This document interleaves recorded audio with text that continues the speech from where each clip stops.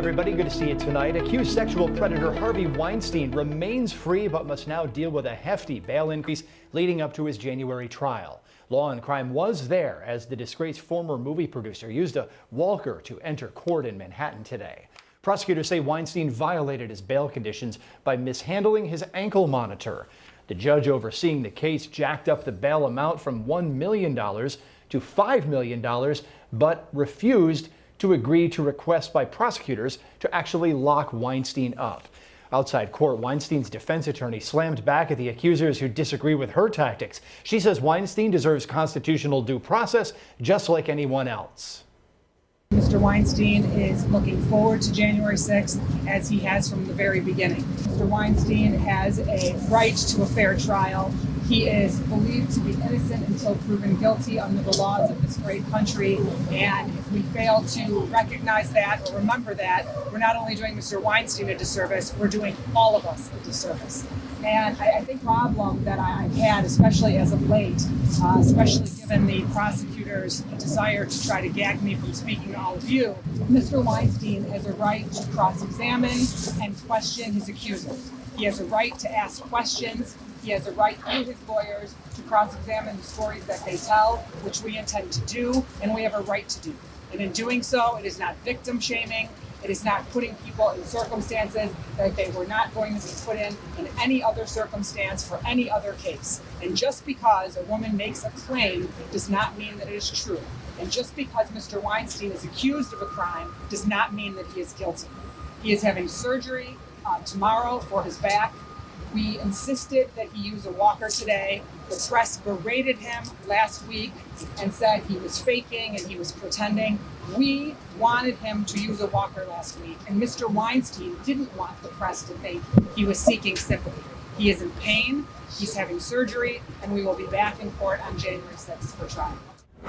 Comments from the defense come on the heels of complaints from Weinstein accuser Rosanna Arquette, who just days ago said this of Weinstein's defense tactics. It sends a dangerous message to women that by reporting a crime, we will be subjected to victim blaming and not be believed. I stand by the brave women who are testifying to ensure that their voices are heard and will fire back at any misrepresentations of the truth. Despite Weinstein's lawyers' attempts to distort the facts, I believe his days of destroying lives are over. Those comments from accuser Rosanna Arquette were to TheWrap.com. Our guests tonight are California attorney Dina and former New York prosecutor turned criminal defense attorney Julie Rendelman. So what do we got going on here, Julie? Is this something that we're to now take at face value, these accusations, or should we really heed the defense warning us that this has not been fully litigated yet? Well, it hasn't been litigated at all, so let's be very clear about that. You know, he is presumed innocent. I think she did a fantastic job of basically saying, this is due process. He has a right to due process. You may hate him. You may think he's done a plethora of bad things, but when it comes to the specific crimes that he's alleged to have done, he is deserving, just like any other individual that walks into that courtroom, of due process, and that's what she's asking for. Dina, your take on this? I agree, although the fact that she has to say that is a bad thing. It shows that really public opinion is against him, and to find a jury of 12 people who have absolutely no predetermined judgment on him, I think it's going to be tough. Yeah, exactly. I mean, I sit here and say it all the time. Let's litigate the case. Let's presume someone innocent. But we have to repeat this over and over again. And of course, that rule of professional conduct, allowing attorneys to go back after criticism being levied in public, certainly was at play here, allowing her to speak out. Julie, I want to ask about this. A reported civil suit settlement, $25 million with at least some of the accusers. It's odd to see a civil suit settlement basically a month before an actual criminal trial. It is. There's a lot of questions that people are going to ask about this. The first question is, $25 million seems awfully low considering what people believe the value or the amount of money Harvey Weinstein has or had. And I think the biggest takeaway was that it seems to be that one of the conditions is that he does not have to admit any responsibility. So they're just simply getting money with no acknowledgement of any responsibility. That to me sends a bad message, at least when it comes to the resolution of this case. There was a lot of litigation in the bushes, so to speak, uncertainty between Weinstein, his companies, and their insurance carriers as to just exactly what they would or wouldn't be on the hook for. The one thing, forgive me, I haven't had the chance to do today is to look and see if that somehow ended. That may provide another clue if I dig into that, though. Let's go on now to the trial of a Florida man accused of shooting and killing an unarmed man out of jealousy. Delinord Dumercy is the defendant. James D'Angelo Peoples, the victim. Authorities say a woman named Darnisha McCrae was pregnant with Dumercy's child while she was dating Peoples. Dumercy's first case ended with a mistrial after he argued the unarmed Peoples attacked him and that he fired in self-defense. Prosecutors say text messages between Dumercy and his pregnant ex-girlfriend proved the killing was indeed premeditated. The woman at the center of this supposed love triangle, the defendant's ex-girlfriend, took the stand to describe the moment she says she saw Dumercy shoot the victim. Now, a warning here. We're about to show you surveillance footage of that actual shooting as it gives us context as to whether or not Dumercy fired in self-defense. When he got out of the car and as he's walking up to the door, I saw Delinord shoot him, and I drove off. I was really scared, and my phone was dead, and I was trying to call someone, and I drove out of the plaza. Where was when you saw James get shot? I was at the gas pump. Where was Mr. Dumercy at the point in time that you saw him shoot James? He was at the door of the gas station. Was he exiting the door of the He gas was station? exiting the door. Do you panic when you hear the gunshots? Yes. Before you drive off, are you able to see what type of firearm the defendant had? I just saw the color of it. It was black. Could you tell if it was a semi-automatic handgun or a revolver? Probably a revolver. Do you know the difference between the two? Yes.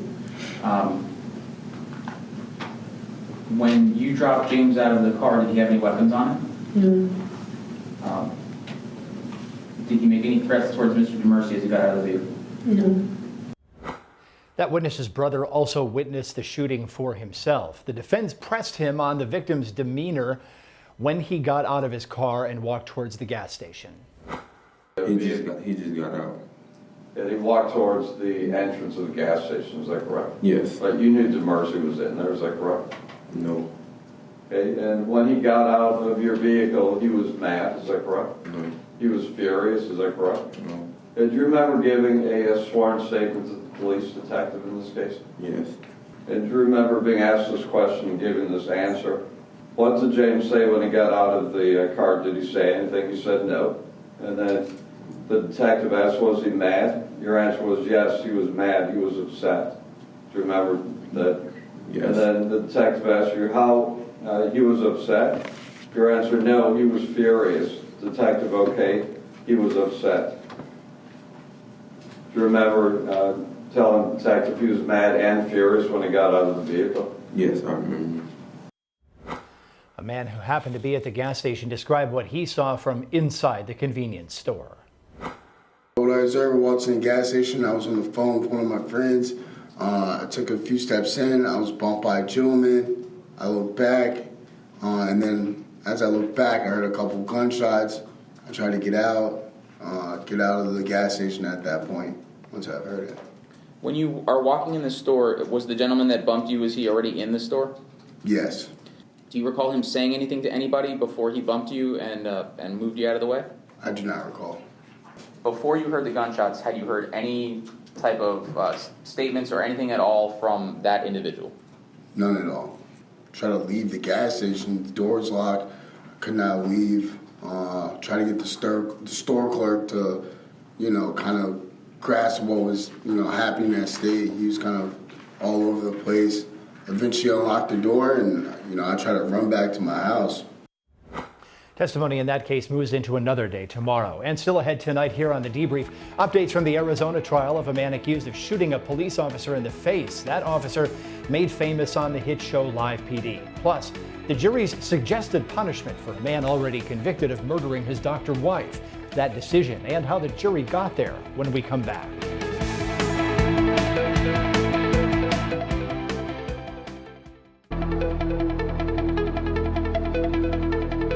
A Florida jury has recommended the death penalty for a husband convicted of murder over the death of his wife. Mark Sievers will be officially sentenced in a few weeks after the jury agreed that he asked 2 other men to kill his wife, Dr. Teresa Sievers.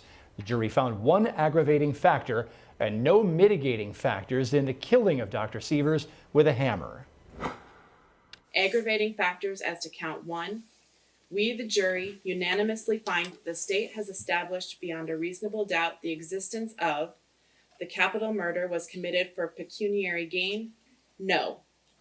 We, the jury, unanimously find that the state has established beyond a reasonable doubt the existence of the capital felony was a homicide and was committed in a cold, calculated, and premeditated manner without any pretense of moral or legal justification.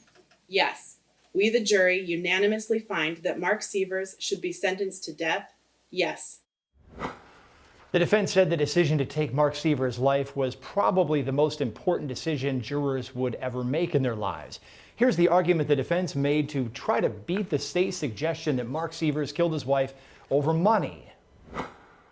On numerous occasions, Curtis Wainwright said, it wasn't about money, it was about children. This was about the kids for me, not the money. This wasn't a money thing. Now, of course, he also said it was a money thing.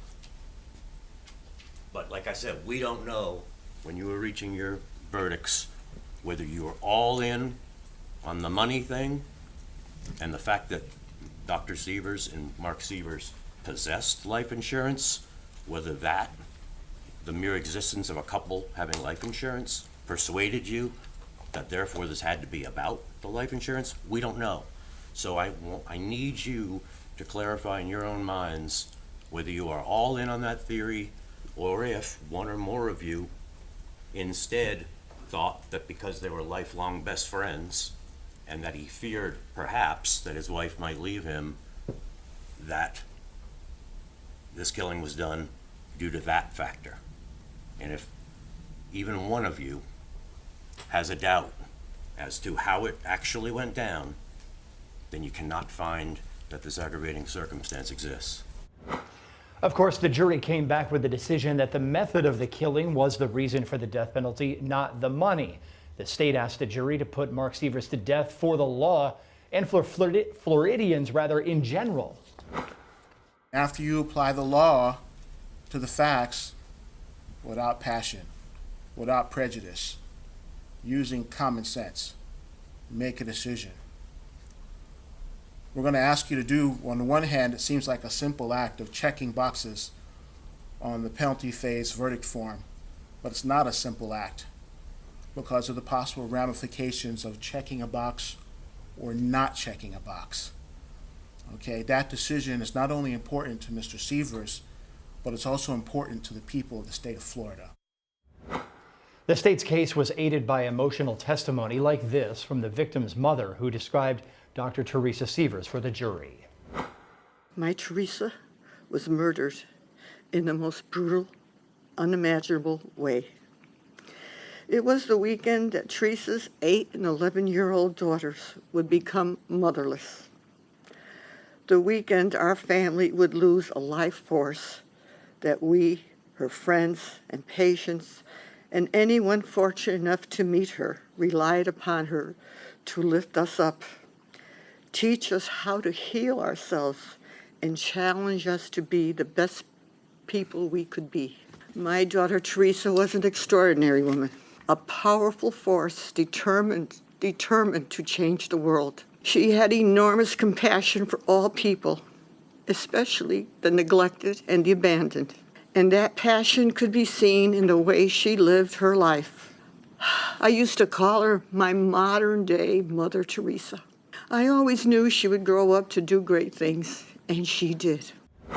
Let's go back to the panel now. Dina, the jury must have believed the defense when the defense said it wasn't about money, but the jury didn't listen to a more complicated argument by the defense. The defense tried to say that because there was no communication between the defendant and the actual attackers for a few days leading up to the murder, that the state couldn't prove beyond a reasonable doubt that the defendant wanted a cold, calculated murder at the actual time of the killing. It was a twisted argument, but is it possible an appeals court could latch onto it?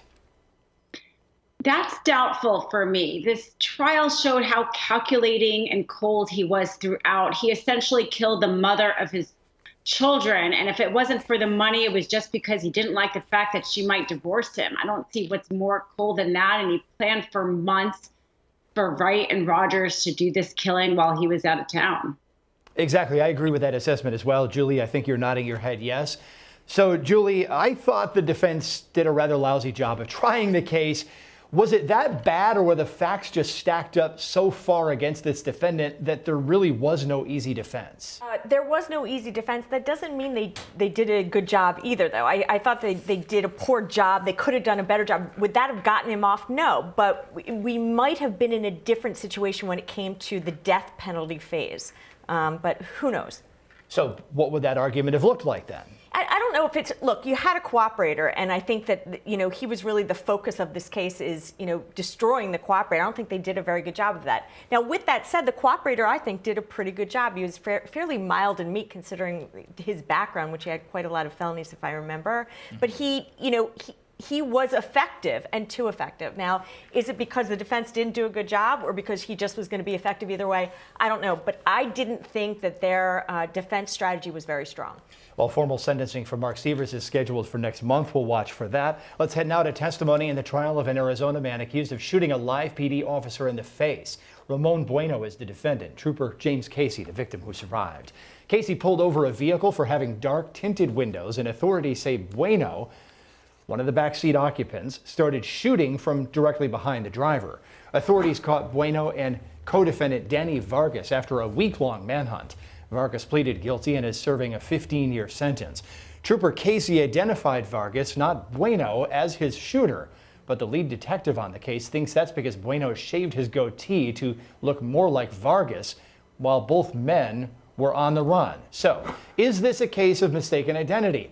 The defense cross-examined that lead detective to try to show that it's possible someone else in the backseat could have been the one holding the gun. Trooper Casey did not see a handgun, correct? Correct. Did not see a muzzle flash. No. He was looking down and was shot in the face, correct? Yes, sir. So he didn't see the person shoot him, correct? No, he did not. So the testimony has been that the gunshot that struck Trooper Casey in the face came from the backseat driver's side passenger window. Yes. Or the backseat, the window behind the driver's seat. Yes. So a passenger can go and fire a firearm out of a window, correct? That is possible, yes. I mean, it's not impossible at all, is it? Just to reach over and shoot, correct? That is possible, yes. One could even lean a little bit, correct? That is possible. Bueno's defense went through the evidence item by item and tried to prove it just doesn't add up to Bueno being the actual shooter. You characterize Mr. Bueno's statements as inconsistent, kind of all over the place, correct? Yes, I did, sir. That alone doesn't put a gun in his hand, correct? No. The Chromebook, I think we talked about this, I think in the back seat of the car, that doesn't put a gun in his hand, correct? No. You were asked about Mr. Bueno shaving. You remember that? Yes. As people commonly do, correct? Yes. That doesn't put a gun in his hand, correct? No. I think you said guilty or innocent, my ass is caught. Do you remember that? Yes, sir, I do.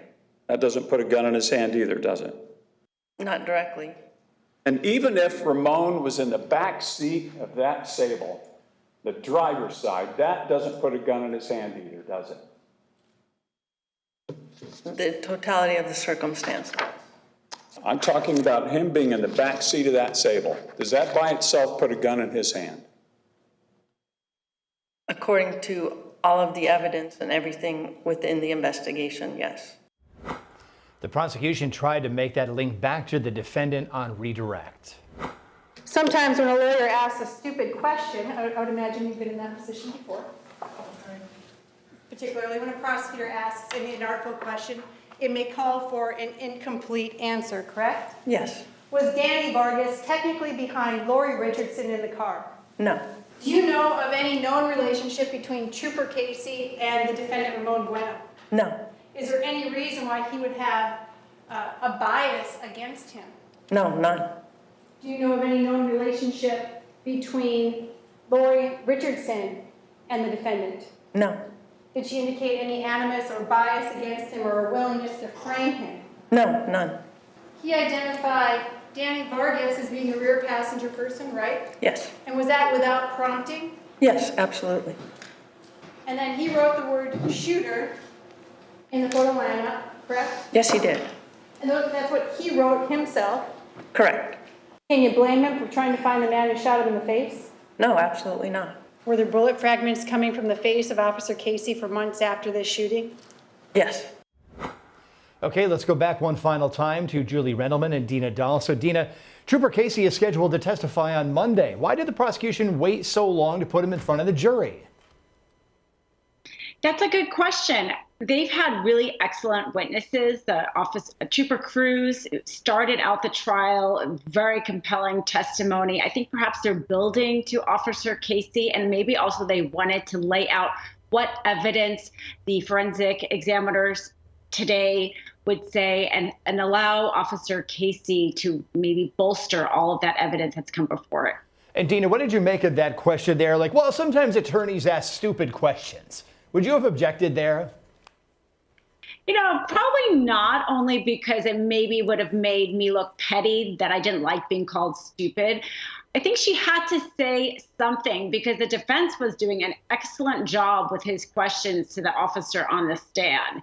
And the prosecutor was trying anything she could to, you know, combat that, basically. Yeah, that's the way I saw it. I mean, sometimes you say something and you go just a little bit too far, though. Look, I agree with you, Dina, that the defense is doing a great job with this case. It's just not a very good case for the defense. So, Julie, is this mistaken identity, or does the DNA on the defendant's laptop, the laptop in the backseat of the car, the defendant's attempts to wiggle out of the interrogation, you couple that up with the testimony of the driver in the vehicle, does that make this case a slam dunk end of the story for the state? By no means do I consider this case a slam dunk. I think that there is more evidence that points to the direction of him being the person responsible. But do I think it's a slam dunk? Do I think that there's no question the jury at the end of the day is going to find him guilty beyond a reasonable doubt?